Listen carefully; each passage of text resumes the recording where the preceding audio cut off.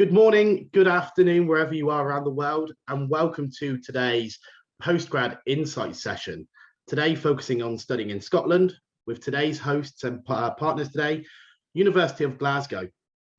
Just a few house rules before we get started. If you do have any questions, issues, or concerns throughout this session, please ensure you use the live Q&A or the chat facility at the bottom of your screen, and we'll try to ensure we get through to your issues or concerns as soon as possible. In the case where we can't reach out to you, we will reach out to you after the session has ended, so please don't worry. Also, by signing up to today's session, you are giving both Glasgow and Postgrad Insights, Postgrad Solutions permission to contact you in the future for any future marketing. A few things about what we're going to go through today. Top 10 reasons to study in Scotland. We will move on very swiftly to a presentation from today's guest, University of Glasgow, which I've had a snippet. It will be fantastic. A bit of information about postgrad.com, the UK Festival Week that we've got coming up next week in association with Postgrad Insights, a chance to win £500 off your tuition costs with Postgrad Solutions. A bit of information today about why you should study in Scotland, top reasons. Now, I'm sure today's sponsors will go through this in a little bit more information and a few more details. But in a nutshell, there's some world-class universities, University of Glasgow to name one, Edinburgh, Napier, Stirling, St Andrews, some well-renowned universities in Scotland. Strong industry and business connections, very high employability, stunning scenery, fantastic beaches if you're an outdoorsy person, plenty of coastal walks, plenty of greenery and great scenery as well. Cosmopolitan cities, obviously Glasgow being a huge city, Edinburgh as well. Low cost of living in the UK. When you compare it to other cities in the UK, it's much cheaper and more affordable. It's steeped in history, well linked to the rest of the UK and Europe and the world as well, with an international airport just outside of Glasgow. And great for outdoorsy types, which I've already mentioned already. Now, I'm very keen. I know this has been a very popular session. I'm going to hand over to Shona now, who is at the University of Glasgow, who's going to run through a presentation with you. She is going to share a couple of videos as well as share some very good insights as to what it's like to study and live in Glasgow. For now, there will be a Q&A at the end of the session, but for now, I will be going off. If you've got any questions, please let me know. Shona, over to you. Thank you so much, and thank you so much everyone for joining us today. I can see people popping some comments in the chat box there about where they're joining us, and it sounds like some of you are joining us from sort of all hours of the day, so we are really grateful for you taking the time out of your day to join us to hear more about life at the University of Glasgow. My name's Shona and I'm one of the international recruitment managers here at the university, and I'm joined today by two of my fantastic colleagues. I've got Gail, who's one of our dedicated careers managers within the Adam Smith Business School, and Sandy from our student accommodation team. Over the next 30 minutes or so, we will give you an overview of life here at the University of Glasgow, including things like how to apply, information on fees and funding, as well as finding out a little bit more about Glasgow as a city, as well as hearing a bit more, as I said, from Gail and Sandy about life outside the classroom and some of the support available to you, particularly in helping you to find the best possible job after graduation, which we know is always important to you when undertaking an overseas postgraduate degree in terms of what's going to come next after that. We're then going to have some time at the end for you to ask any questions that you might have, which has not been covered in the slides that I've prepared today. So first up, I've got a very short video just to give you a little bit of an overview of the university, which I'm just hopefully going to play for you just now.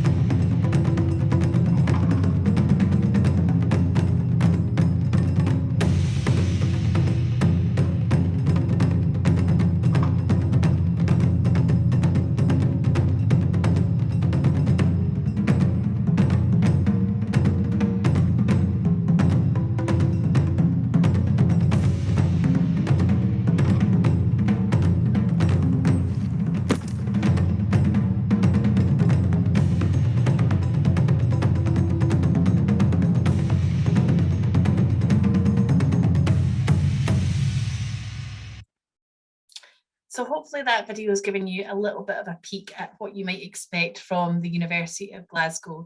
You'll have noticed throughout that video, and I think on some of our marketing materials on our website, you'll see the phrase future world changers or world changers welcome. And that's because we genuinely believe that at Glasgow, our students, our staff and our alumni can and do change the world. And we'll talk a little bit more about some of those famous alumni and some of the impact they've made throughout the world in some of the later slides.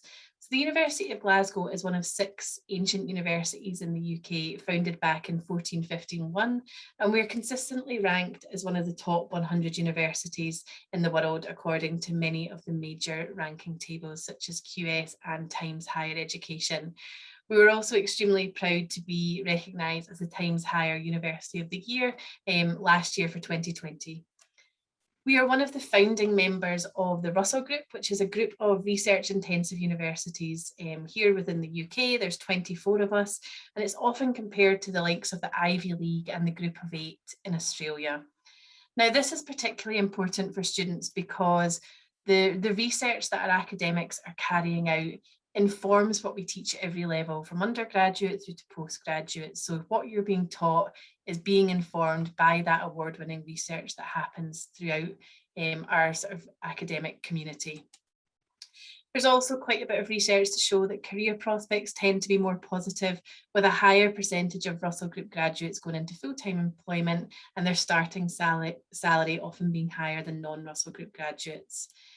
We're a large university in UK terms, so we have just over 30,000 students from over 140 countries. These are last year's numbers, so we're just in the process of registration, so those numbers may have gone up slightly again this year. Semester started, it was Freshers' Week last week, and it's the first week of semester this week, but we're generally in UK terms considered to be a very large university and a really international and diverse community as well.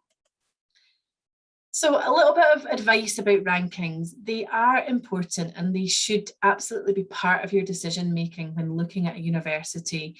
But I also want to highlight that there are a number of other factors that you should be thinking about when it comes to making your decision, particularly at postgraduate level. So we would also encourage you to look at things like location, price, the subject offered, as well as feedback from current students and alumni. My advice would be to look at a university that performs well across a number of different rankings. So look at the various different league tables and look at the subject ranking overall, as well as the overall university ranking as well. And I think that's particularly important at postgraduate level when you're perhaps looking for a much more focused, specialised learning experience. Now, we're proud at Glasgow that we perform well across all of the major sort of league tables, the major rankings, both as a university and for many of our key subjects. And I've just given you a couple of examples there from one of the most recent rankings, so the Complete University Guide. We are top in the UK for a number of subjects such as dentistry, food science, vet medicine, sports science, as well as you can see there things like accounting and finance and law also performing very, very strongly. More than 30 of our subjects have actually top 10 rankings within this particular guide, and with the Guardian as well, we're currently 12th in the UK overall. But we're also really proud that we perform very well in areas such as affordability and being a friendly and welcoming city, which again I think are really important when you're thinking about a university, to take all those things into account. So by coming to Glasgow, you'll be following in the footsteps of some fairly famous and influential people. We have a vast alumni community from all across the world, many of those whose names are very, very familiar in terms of the impact that they've made in modern day life. So we have Adam Smith, the founder of economics, who both studied and taught at the university, and our triple accredited business school is named after him. We also have James Watt, a very prominent figure in engineering, and our School of Engineering was recently renamed as the James Watt School of Engineering. So a couple of very, very famous names there on the screen, as well as 7 Nobel laureates who are linked to the university as well. In more recent times, so some of these names you might be slightly less familiar with, but you perhaps are more familiar with some of the businesses and the sort of the industries that they're linked with. So the current First Minister in Scotland, Nicola Sturgeon, has been a very prominent figure, particularly over the last 18 months, guiding us through the COVID pandemic, was a law graduate from the university. We have Brian McBride, who is a graduate who is the current chair of ASOS and former managing director of Amazon. John Tiffany, who's the director of Harry Potter and the Cursed Child. And again, one that you'd perhaps be less familiar with, Mary Black, who was the youngest elected MP, Member of Parliament in modern history. And she was actually elected into that post while she was still a student here at the university as well. So a little bit about Glasgow as a city. So we are the largest city in Scotland. Edinburgh is the capital, but we are the largest city here in Scotland, and we're the fourth largest city in the UK after London, Birmingham and Manchester. We're regularly voted in a number of guides as the world's friendliest city. So the Rough Guides 2019 and 2020 recognised us as the world's friendliest city. And having travelled and lived all across the UK and the world, that's something I would very much echo. I think in Glasgow, people are very keen to say hello. They're interested to know a little bit about you, why you've chosen to come to Glasgow. So if you're ever lost, when you're here in the city, perhaps in those early few days and you're not quite sure where to go, don't be afraid to ask for help, and people are always happy to do so. It's a really vibrant and multicultural city, as I mentioned, partly due to the university. We actually have 4 universities across the city of Glasgow, which makes it a really young, really vibrant city. And that's reflected in things like the restaurants that you can eat in here, the shops, the places of worships. Regardless of where you're from, I guarantee that you'll feel at home very quickly in Glasgow and find people. I know a big thing about coming to study in the UK is about trying to find people and make friends from other parts of the world. It's also really nice to go somewhere and find someone who's perhaps come from the same place as you're from, and that just helps you, I think, again, particularly in those early days, to feel like you're settling in. We're the 4th most affordable student city. So again, something that's really important to our students is about the cost of studying. And we've got some more information later on about the cost of living and tuition fees, as well as opportunities for scholarships. The city itself, we're currently the European City of Culture. So we're home to more than 100 cultural and artistic organisations. We're a UNESCO City of Music, and the building that you can see in the background there is the Hydro, which is the 4th busiest arena venue in the world and will be host to COP26, the climate change conference, later this year. Glasgow is also a really green city, so despite it being a very busy, large cosmopolitan city, it's a very green, picturesque city as well, with over 90 public parks and green spaces that our students can enjoy, including a number which are very close by to the campus as well. And again, we're a short distance to some of those very picturesque Scottish scenes that you might think of when you think of Scotland, with things like Loch Lomond and some of the hills in the picture in front of you just now that you can explore at the weekends as well. Scotland itself, again, regularly voted one of the most beautiful countries in the world, with lots and lots of outdoor activities that you can take part in. I think when most people think of Scotland, they tend to think of that very beautiful countryside and scenery. They think of the mountains and the snow and the water, and that all absolutely exists, and we would really encourage you to explore it. But in addition to that, it's also a very historical country with some really fantastic architecture, some really amazing engineering, landscapes, castles, and ancient attractions. But we're also really famous for our culture, with lots of different museums, galleries, expeditions across the country for you to visit as well. The nice thing about Scotland is it's very easy to explore the rest of Scotland as well as explore the rest of the UK. And Scotland's also home to the largest arts festival, with the Edinburgh Fringe Festival taking place in Edinburgh, and it's only a short train journey away. So we would encourage you to explore a bit further afield when you're here as well. Scotland has contributed so much to modern society, from Harry Potter to antiseptic, from the television to the telephone. So we're really excited to welcome you to Scotland, to Glasgow, and share with you some of the world-changing things that have come from our small country and from our university as well. So for the purpose of today's session, we're going to talk to you about our main campus in Glasgow, but we do also have a campus in Dumfries, which is in the Scottish borders. For those of you looking at postgraduate subjects, they focus primarily on tourism and sustainability. So they have a small number of very specialist programs that run from that campus in the borders. The unique location of the campus allows you to work very closely with a number of high profile organisations such as the Scottish Natural Heritage and the Scottish Government. And actually students at Dumfries campus are more likely to gain work experience as part of their degree because it's such a small specialist campus. So if that's an area that you're interested in, tourism and sustainability, it's worth looking at that campus as well. Coming back to Glasgow and our main campus, so this is our main campus in the west end of the city. For me, one of the really fantastic things about the university is that we are a campus based in the city centre. A lot of universities will be a campus university, but they'll not be based close to a city centre. They'll be outside of the city centre, or they might be in a slightly more rural area. A lot of other city universities are right in the city centre, and they can be spread out throughout the city. And so sometimes I think you don't quite have the same sense of community that I think you get at Glasgow.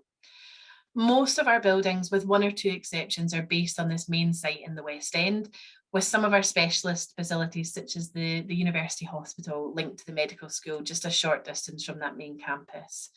So this is our sort of the bird's eye view of our main campus, with the main building that you saw in the video. So this is the main building where you will graduate from, but also a number of our very prominent schools, their classes are taught within this building as well. So things like the Adam Smith Business School, our School of Law, offer classes within this fantastic building as well. Elsewhere on campus, a couple of things to highlight is we have one of the largest libraries in Europe with 13 floors with over 2 million books, and it is worth making the effort to go up to the top floor as the views from that 13th floor across the city are really fantastic.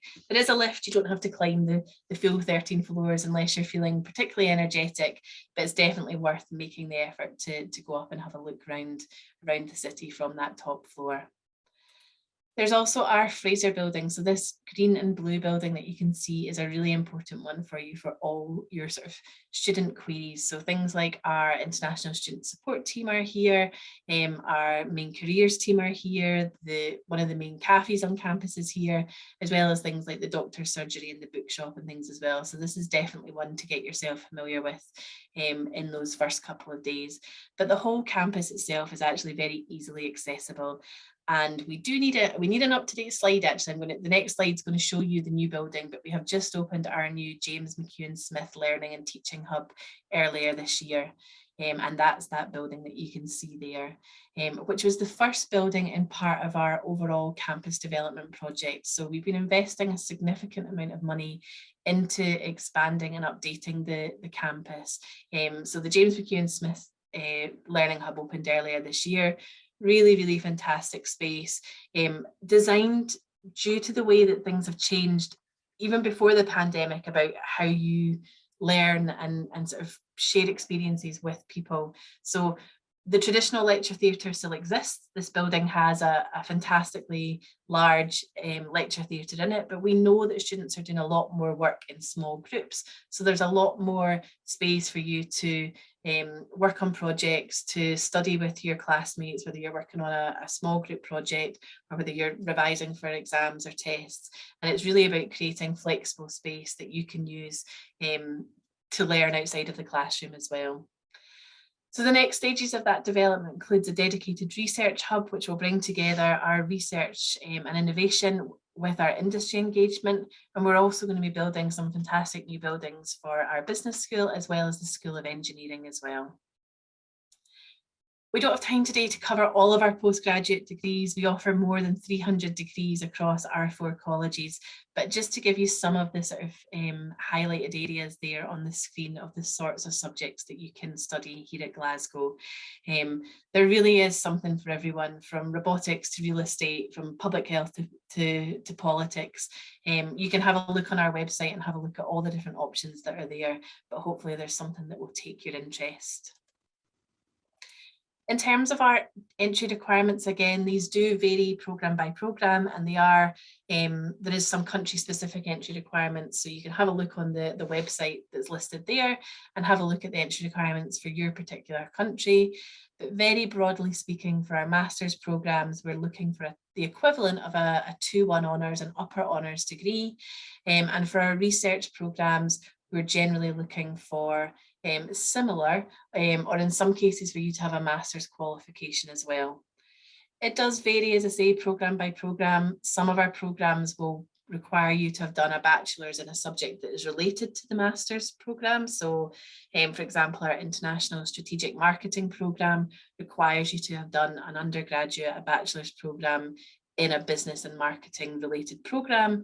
But we also have a number of programmes that we would consider conversion programmes. So we have things like our psychology conversion programme, as well as some of our general management programmes that are open to students from different academic backgrounds.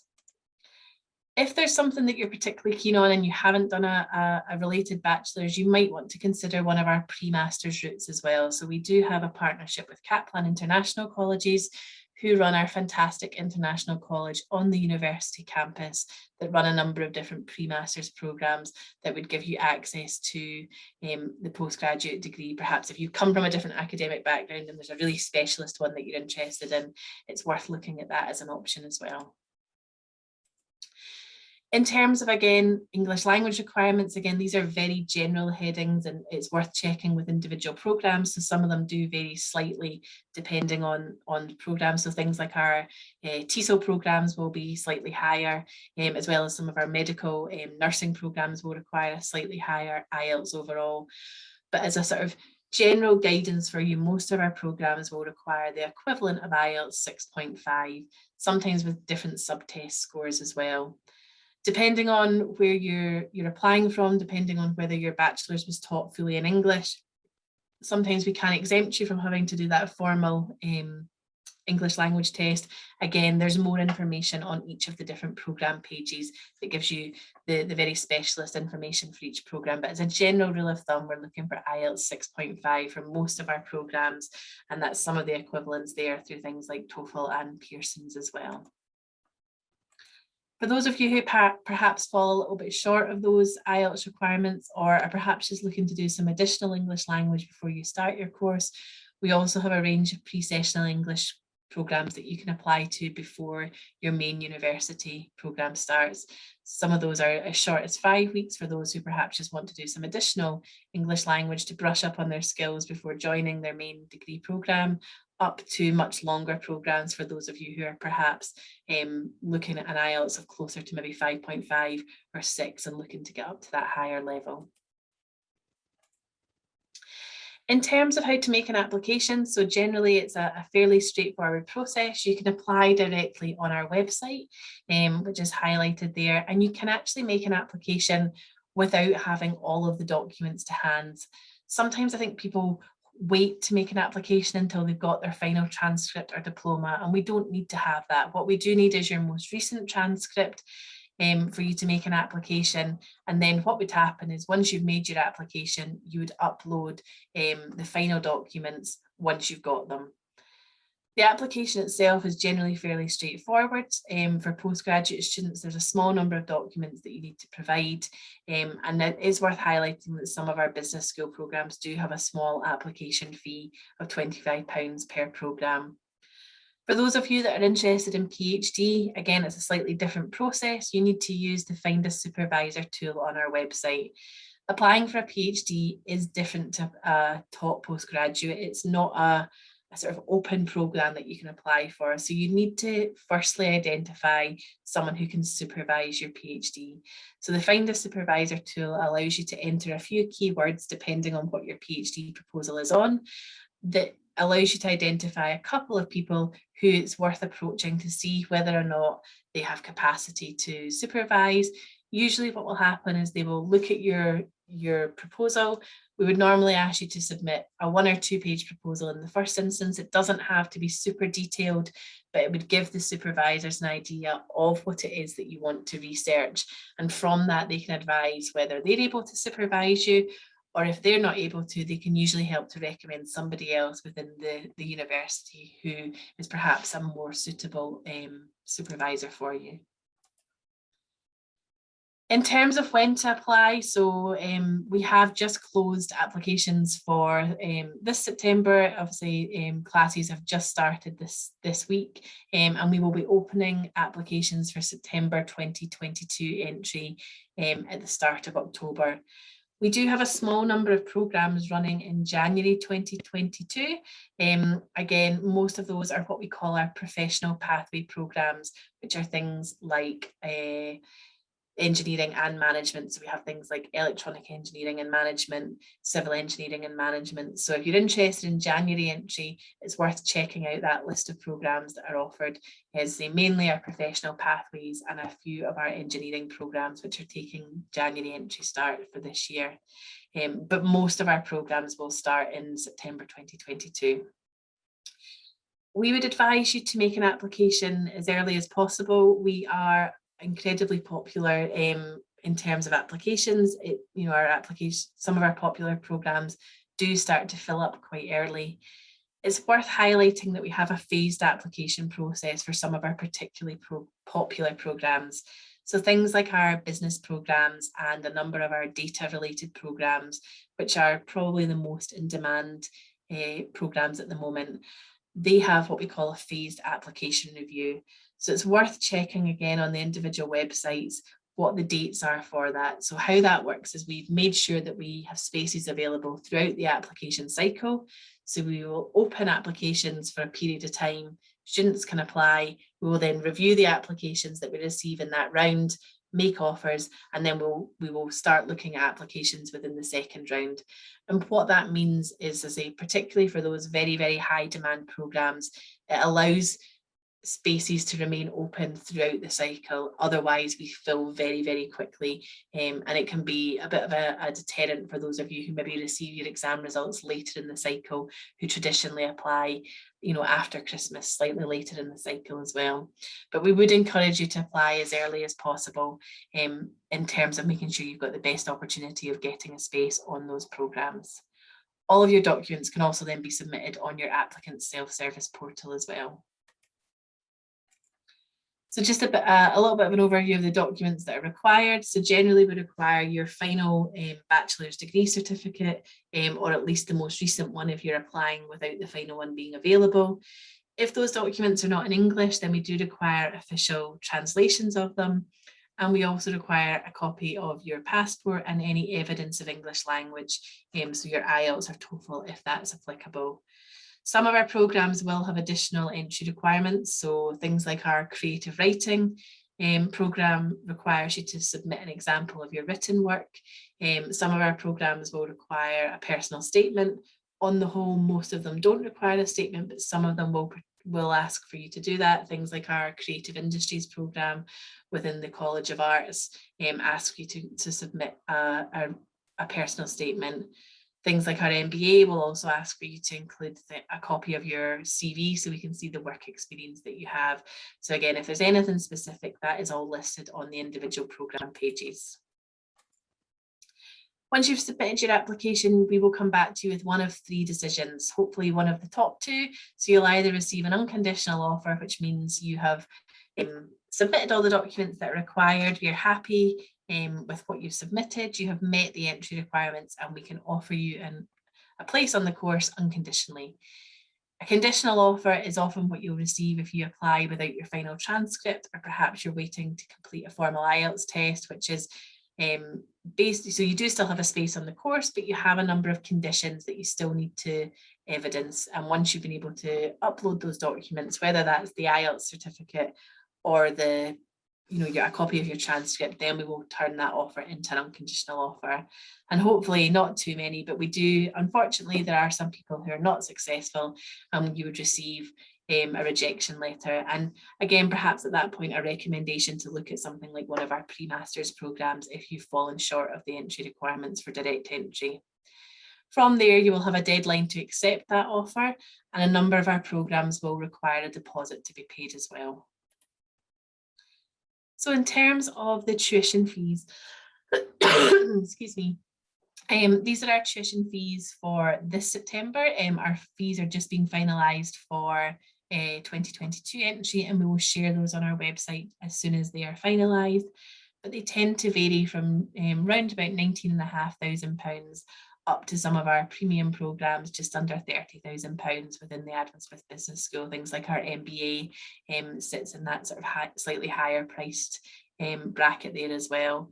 So I'm always very honest with students, studying overseas, applying to study in the UK is not cheap. It's a big investment for you and your family. Tuition fees wise, Glasgow, with our ranking, with the quality of teaching, does sit sometimes towards that sort of slightly higher end. One thing I do always like to highlight to you though is the cost of living is something that you should take into account as well. Glasgow is the 4th most affordable city in the UK, and the cost of living in Glasgow is significantly less than other parts of the UK. I'm not going to use the word cheap. Nothing, I'm conscious that studying abroad is not cheap, but when you're looking at value for money and cost of living, I think that's something that's really important to take into account. Compared to the likes of London, the cost of living, accommodation costs, the cost of socialising, going out, being able to do things in your free time is significantly less. So it's worth just looking at that overall financial picture when you're making your final decisions about where to study as well. For Glasgow as well, what would normally happen is when you register with your programme, you would pay 60% of your tuition fee at the start of the course, and then the remaining 40% can be paid in instalments throughout your study time at the university. So probably the most popular question that we get asked about for students when it comes to studying a postgraduate is around scholarships. So we've talked about the investment that's required and the cost of living. And we're really pleased that we do have a large number of scholarships available for postgraduate study. Probably slightly less so, very honestly, at PhD level. PhD scholarships are harder to come by. So most of our scholarships are postgraduate taught-led. Most of our university scholarships will be partial scholarships, so it's anywhere between the region of £5,000 to £10,000 off the overall cost of your tuition fee. But we also work with a number of organisations like Chevening, like the British Council, and like the Scottish Government. So the Scottish Saltire scholarships are a Scottish Government led scholarship. So there's a number of external scholarships that you can apply for, as well as a number of our internal scholarships as well. The vast majority of our internal scholarships are automatically assessed. So that means that you don't have to make a separate application. They are awarded on academic merit. And once you've received an offer of study, then the scholarships team will review the applications and assess whether or not you're eligible for a scholarship as well. So I would encourage you to just explore as many opportunities as you can if you're looking for scholarship opportunities. And particularly for some of these external ones, there can be some really generous, really fantastic scholarships available to help towards that cost of study. So moving on, just last couple of slides from me before I'm going to hand you over to Gail and to Sandy, who will talk to you a little bit more about the employability support and student accommodation. But outside of the classroom is something that is really important as well. So you're obviously coming to the UK, hopefully to Glasgow, primarily to get your postgraduate degree. But it's really important to try and get involved with life outside of the classroom as well. It helps you to switch off. It helps you to make new friends outside of the classroom. And it actually helps you in terms of looking at job opportunities after graduation as well. So being able to show that you've been a wider part of student life, that you've been involved with a number of our clubs and societies, which have helped your communication skills, your interpersonal skills is really important. And there really is something for everyone. We have what I would decide or define as some of our more serious clubs and societies. So perhaps things like our International Student Society, we have a business society, an engineering society. And then we also have some very, very weird and wonderful clubs as well. So we have aerial acrobatics, we've got beekeeping, we have a K-pop society, a Quidditch society. So something very much for everyone to be able to meet friends outside of the classroom. And again, finally, just to highlight some of the support available to you. And again, Gail will talk a little bit more about the careers service side of things, but we have a whole range of people across a number of different teams who are there to support you with every step of your journey, whether that's a question about your visa, whether you need some additional support from the disability or counselling service. We have a really fantastic multicultural chaplain service. So there really is somebody there to help you with every step of that journey. And please do just get in touch and ask if there's anything that you perhaps have questions about. Again, some of these can be quite individual questions and queries. So please do feel free to reach out either when you're studying at the university or in advance if you've got any particular questions as well. I'm going to hand you over now to my colleague Gail, who's going to talk to you a little bit about the careers and employability support that we offer at the university as well. Thank you, Shona, and hi everyone. So as Shona mentioned, we have a fantastic range of things for students to get involved in here in Glasgow. So you will develop your knowledge through your studies, but you also through our programmes will have an opportunity to develop your skill set and your connections as well. And here at the Careers Service, we're here to support you throughout your studies to prepare for your future, wherever that may take you. So I've just put on this slide a few of the key things that we can support you with while you're a student.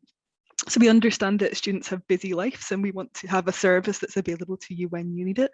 So we have a catch-up career service in the terms that we have a podcast that you can listen to called Soundtracks that's on our website. Shona mentioned some of our famous alumni earlier, and actually you can listen to some of their stories through our podcast Soundtracks. We also have a vlog, Coffee and Careers, which you can tune into to listen to and prepare for your future. Our website is full of lots and lots of resources, and we have some digital tools like psychometric test practice to help you get prepared for when you graduate. We also do run extracurricular careers education courses. So we have two courses called the Career Accelerator Apply and Explore, which are designed to help you plan for your future and to succeed in that application process. I see that some of you are also applying for research degrees, and we also have a researcher open course that you can apply for as well to help you prepare for your future too. And on our YouTube channel, we've got lots of little quick learn videos too. Weekly, we deliver masterclasses on all the key topics like CV writing, job search and psychometric testing, again, just to help you prepare for that future. And we do have really good connections with employers here at Glasgow. We'll have around 8 fairs in our first semester. The first of those is happening tomorrow for us. And we have employer events with large and local small organisations too. And that's stuff that's organised centrally by the Career Service. You will find in our schools and colleges that we also have good connections with our alumni and with our employers as well. So you may also have some connections with employers as part of your course, depending on what you come to study too. If you're looking for jobs, our Glasgow Careers portal that you'll get access to when you arrive has jobs for graduates. It also has volunteering positions, part-time jobs and on-campus jobs too. We have an internship hub which finds exclusive internships for University of Glasgow students, and just new, actually launched today. We have a new student jobs hub as well, which is designed to advertise part-time work both locally and on campus as well. And if you do want to have a chat with someone, then our friendly careers managers, myself included, are here to help you with your career planning needs too, and you can come and have a conversation with us. So you can access the support from the Careers Service from the moment you arrive, actually up until 2 years after you graduate as well. So here at Glasgow, we are here to support you for your entire journey into your future, whatever that may lead you to. So we're going to pass over now, Shona. Pass over to Sandy, who's going to talk you through accommodation. Good morning, everyone.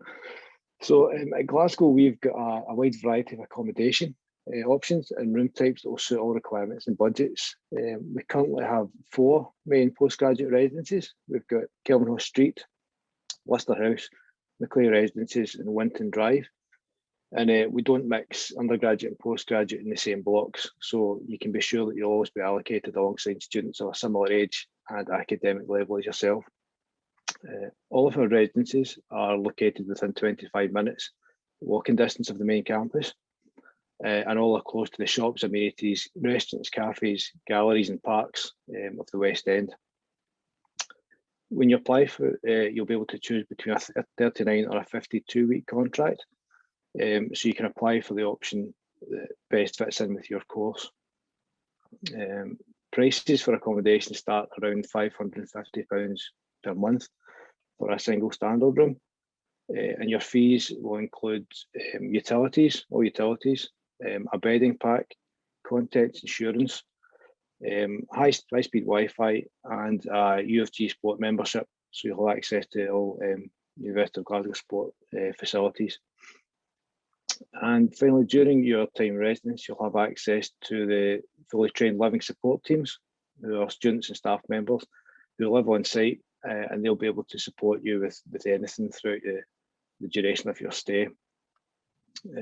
So I hope that brief introduction was useful.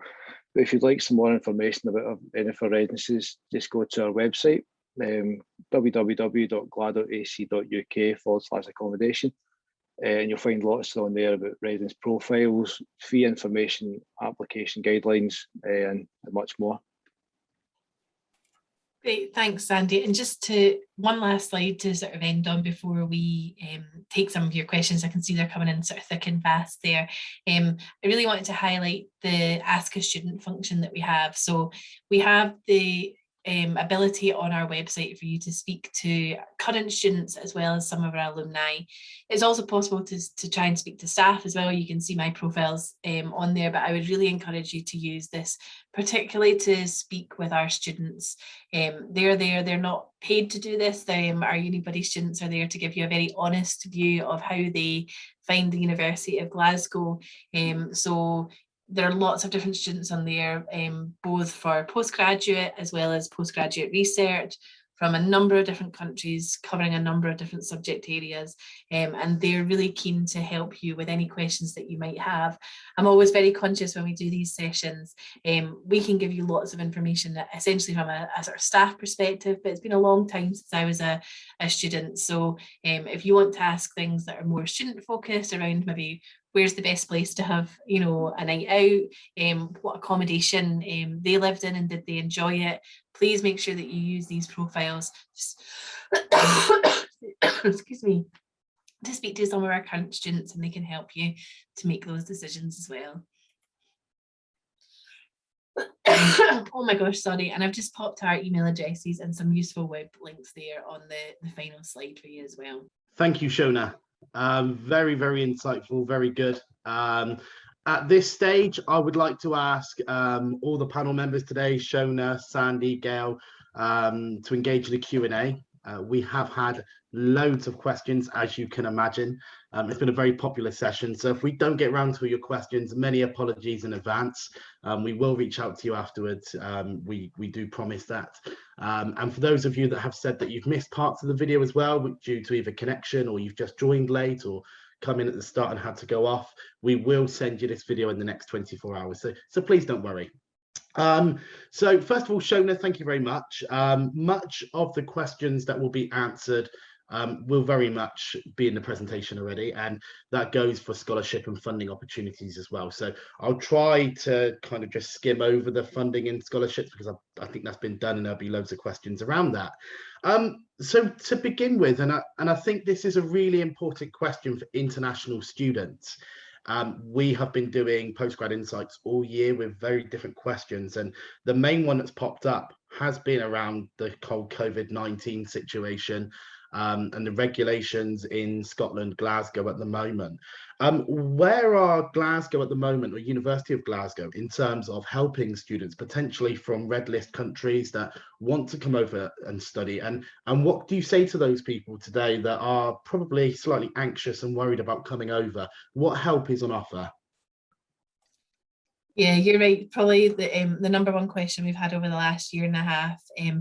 I think first of all, I would start off by saying it's been really nice this year. There's been a real difference in terms of the feeling on campus, and I imagine Sandy will say the same in accommodation and throughout the classrooms. I don't want to say things are back to normal. They're not, you know, there's still obviously a number of restrictions in place. The pandemic is still here, but it feels closer to a normal year. The campus is much more vibrant. There's more people around. There's still a number of safety measures in place. So in Scotland, I think we have been a little bit stricter around some of those measures, and we've, you know, encouraged people to still wear masks when they're in public places, in public transport, in shops and restaurants and things as well. There's still some physical distancing measures in place. what that means in terms of teaching is we have been able to offer a blended delivery mode this year. So larger classes such as lectures will be taking place online, but we are endeavouring to offer face-to-face teaching to all students in small group sessions, through tutorials, through seminars, particularly for those that have lab-based classes as well. That's been the priority, to get students back into the labs, and we will continue to monitor the situation over the next couple of weeks, just as that weeks and months, as we hit into our second semester and things as well, with the view to hopefully being able to increase the volume of face-to-face teaching that we are doing. But all of our decisions are being sort of focused around student safety and student well-being. So we want to try and balance that ability for things to feel safe, for them to feel welcoming, and making sure that you feel safe when you're here with us as well. Excellent. And one thing I'm not sure if you mentioned or not was the isolation period. Do students have to come over and isolate in their rooms for a period of time, or is it a case at the moment where, and I know you're very much, you have to follow the guidelines, understand that's not in your control, but do students have to isolate? And if they do the University of Glasgow help you? You've mentioned just then about the mental health, well-being and so on from there. It's probably more of a question for you, Sandy, because I know that you've just mentioned about the accommodation side of things. So what are the university doing? We do, yeah. We follow the all the guidelines related to international travel, and if it's obviously red list countries, amber list. If students do have to come over and have an isolation period, then we do support them. This year we provided food bags to make sure they get a chance to come in and settle in and be able to do things like to book online shopping orders. And of course, like I mentioned, the living support team, the site staff, are very good at supporting throughout isolation periods. So if that's necessary, then yeah, definitely we'll support. For sure, perfect. A question that has coming from Carlos from El Salvador, very early for you guys over there, is for Glasgow as a city and Scotland as a country, how multicultural is it? Is there, I mean, I know that there's people from all different cultures, nationalities, but put it into perspective, just how welcome you will feel in Glasgow. Yeah, I mean, I think one of the things that we're really proud of here in Glasgow is just how multicultural and welcoming the city is. I think within the university itself, I was just checking our international student registrations. Last year we had just over 7,000 new international students join us from over 140 different countries. I think, as I say, Glasgow as a city really is, we have this sort of city strapline, which is people make Glasgow. Glasgow is not renowned for its sunny weather, although it's quite sunny outside today. But what we are known for is being welcoming, for it being quite a safe city as well, for students feeling at home very quickly. It's a nice size of a city as well. I'm conscious a number of the students who are joining us today from around the world will come from really, really large cities. I think that's the thing that struck me most as I've done more travel with my job, is what I think of as a big city, Glasgow, Edinburgh, even London, is actually really small compared to the likes of, Bangkok or Shanghai or other countries around the world. So it's a really nice size to be able to feel at home, to be able to keep yourself entertained. You're not going to get bored here in the city. There's lots of things for you to do. But I think I also mentioned in terms of some of the student clubs as well, for me, what we tend to get a lot of feedback on is that ability to meet students from the UK, from other countries, but also, and it's actually amazing how easily people do it, even if you come from a country where there's maybe only a small number of students represented, they manage to find each other and then build this little community of students, say from El Salvador or Thailand or India, or wherever you've joined us from. So they have that sort of home connection, as well as being able to meet and integrate with people from all over the world. Excellent. I think it's really important to mention as well, you mentioned about the size of the city and, Shanghai, Bangkok are the cities. It's important to remember you're only ever 2 hours away from visiting a beach or, a mountain range. It's really spectacular in Scotland. It really is. And it's not the biggest of countries in terms of having to logistically get to places. So really beautiful place to live. And Glasgow being slap bang in the centre pretty much as well. So links everywhere. On to the more course-specific questions, and these questions have come in from Mazamli about IELTS and English language testing. How important is that if a student isn't very well spoken in English?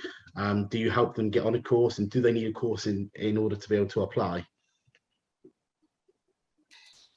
Yeah, so the IELTS requirements for each course is they're listed on each individual course page, but generally we're looking at IELTS 6.5.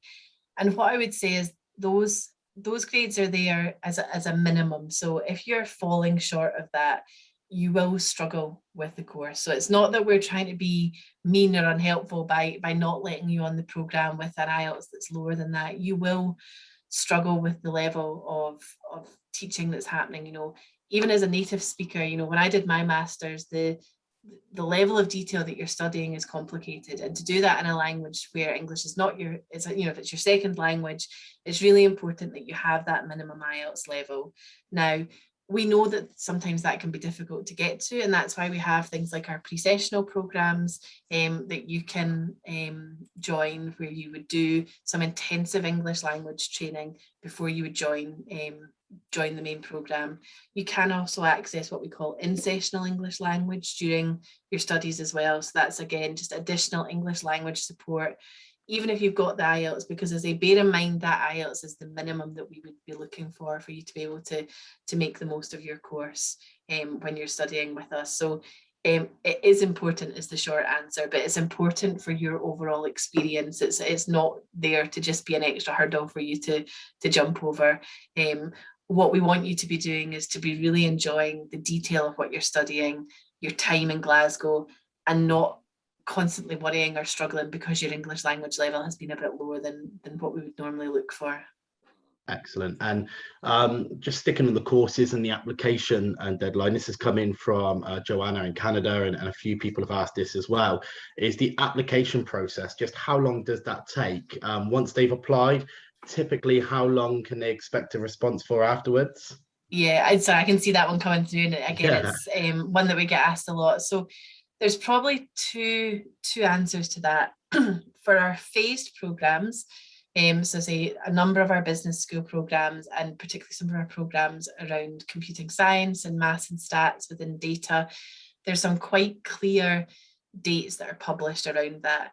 So if you apply by a certain date, you will hear by a certain date, and there is a number of different rounds. Usually most of the programs, from memory, it's 5 or 6 different application rounds.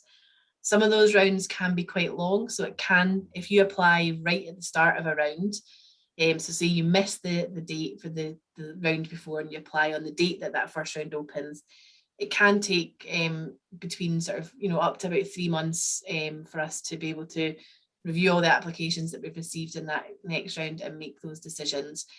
We try to be very transparent about that on the website. We don't offer, I'm going to be, again, be very honest, even for our standard programs, we're usually looking at a 28 working day turnaround on applications. I know that can seem like a long time when you're waiting to hear and you're desperate to know whether or not you've been accepted.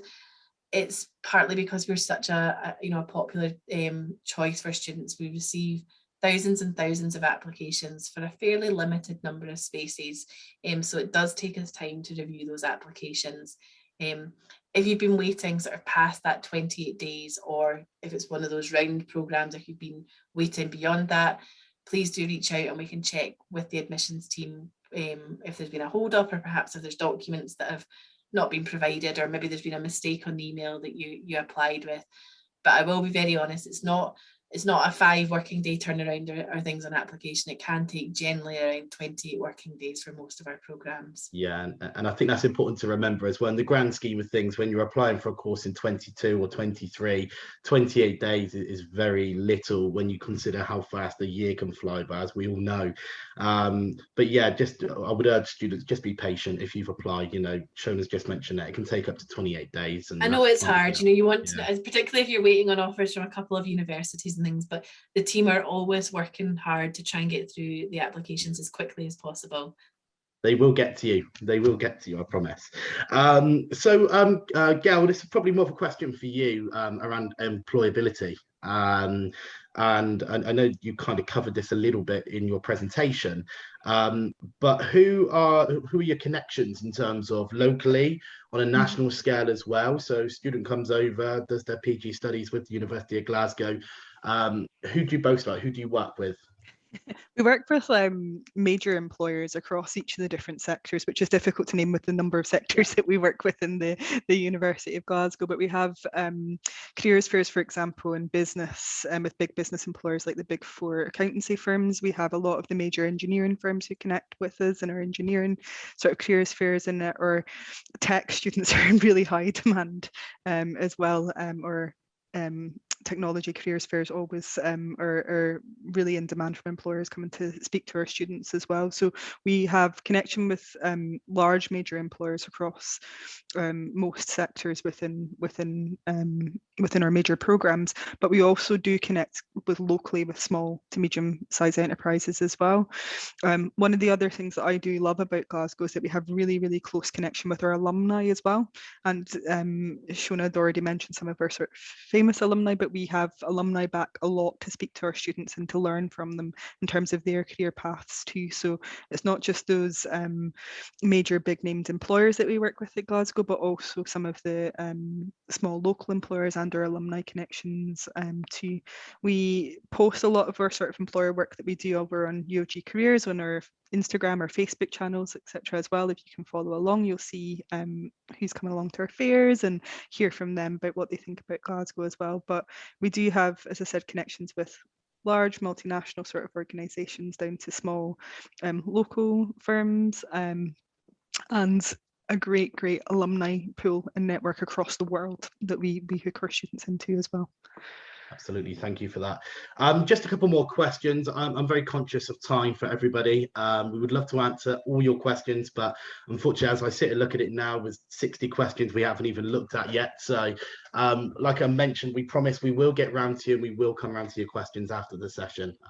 Whether it's Shona, Gail, Sandy, one of the marketing team, or ourselves, we will reach out. Shona, Gail, Sandy, question that I would have is that's come through on the chat, but I'm going to put a slightly different spin on it. It's very important to remember that we're not just talking to an audience of people in their mid-20s.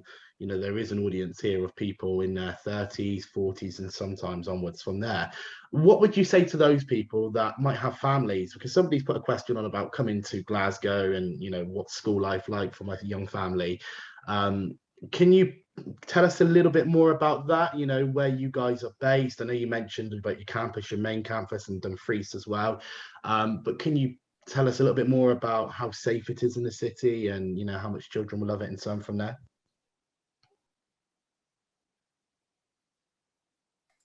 Yeah, yes, sure. I was going to say, Sandy, I don't know if you want to talk about some of the family accommodation that we have, and then we can maybe talk a little bit more generally.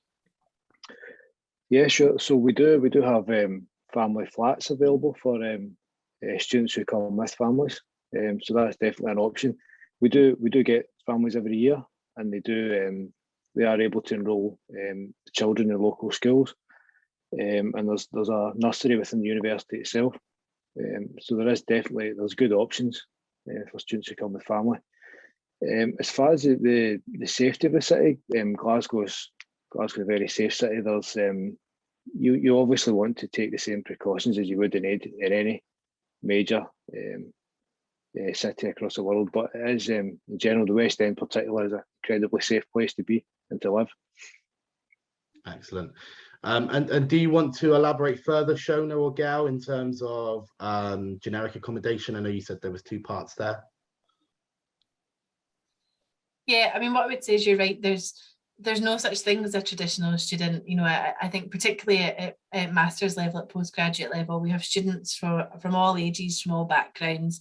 A lot of our students will come straight from their bachelor's degree, so might be early 20s, but a lot of our students will come later in life. And I think particularly actually with the pandemic, people have maybe been looking at a changing career. They maybe unfortunately lost their job or are looking at doing something a little bit different.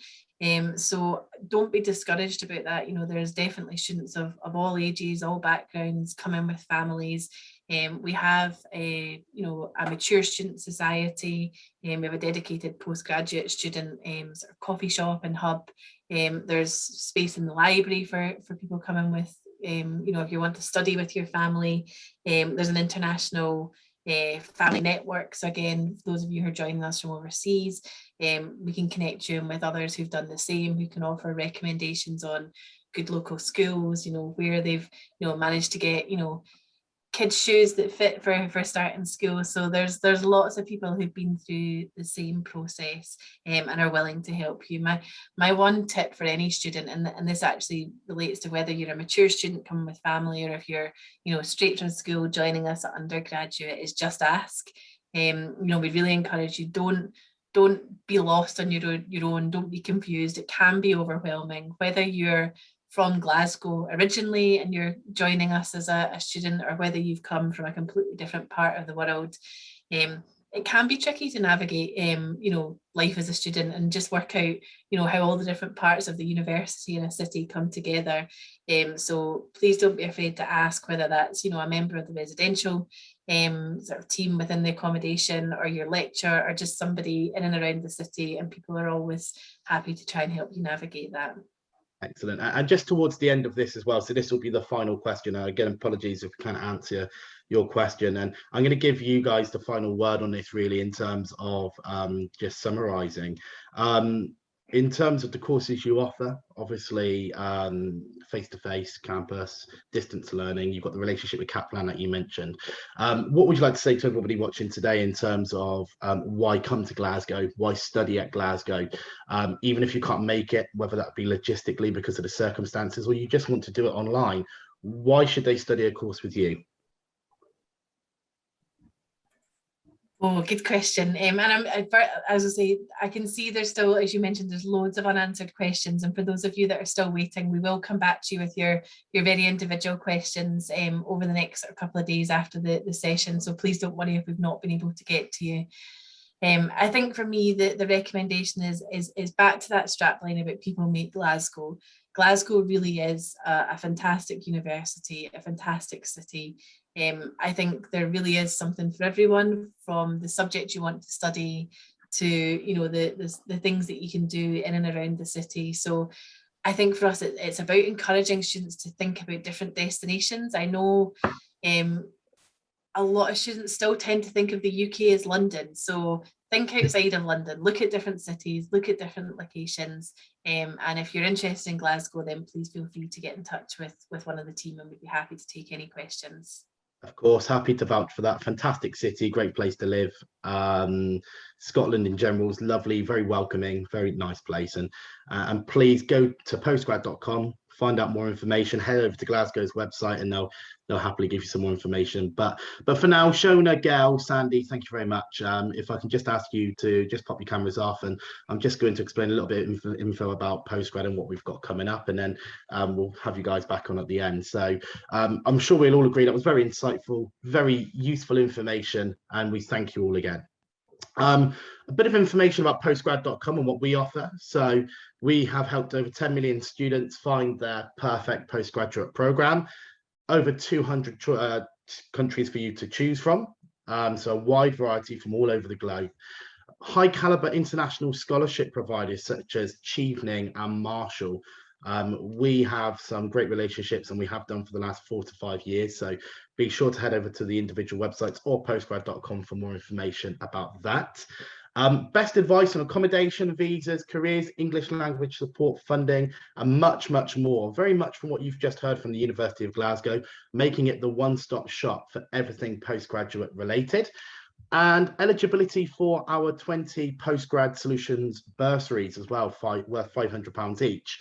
In a nutshell, any student can apply for this from anywhere around the world, whether you're looking to study full-time, part-time, distance learning, blended learning. Please, please, please apply, and to get your applications in by the end of the month, because that is when the application deadline is. This will not affect any other funding that you may have, so please feel free. Anybody can apply, like I mentioned.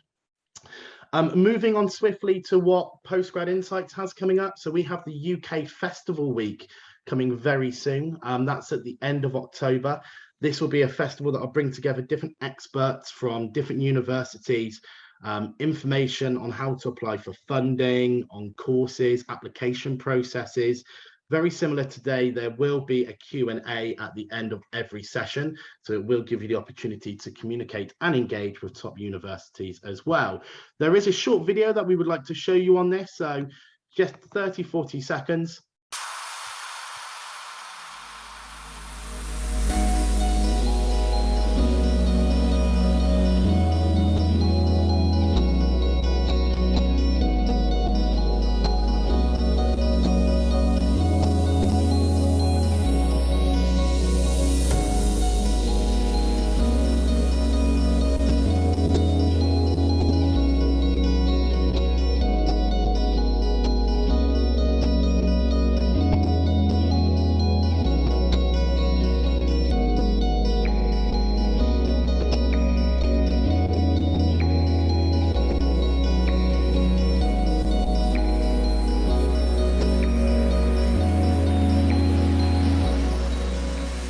I'm sure we can all agree, very exciting, something that we have started doing this year at Postgrad Insights, part of Postgrad Solutions, and we have many more coming up over the next 12 months as well. So head over to postgrad.com for more information on that. But for now, thank you very much. Everybody at University of Glasgow that isn't on the session, that's helped make this session happen. Thank you very much to Shona, Gail and Sandy, all on the panel today. Very much appreciated. It's been a fantastic session. As promised, we will get round to your questions as much as possible over the next 2 to 3 days. Just bear with the panel a little bit because there is a fair few questions to get through. And if you have any issues or concerns, please, the email address on screen there, gareth@postgradsolutions.com. But from me and from everyone at Glasgow, you can see they've all come back on now just to say thank you and bye-bye. We'll see you soon. Take care.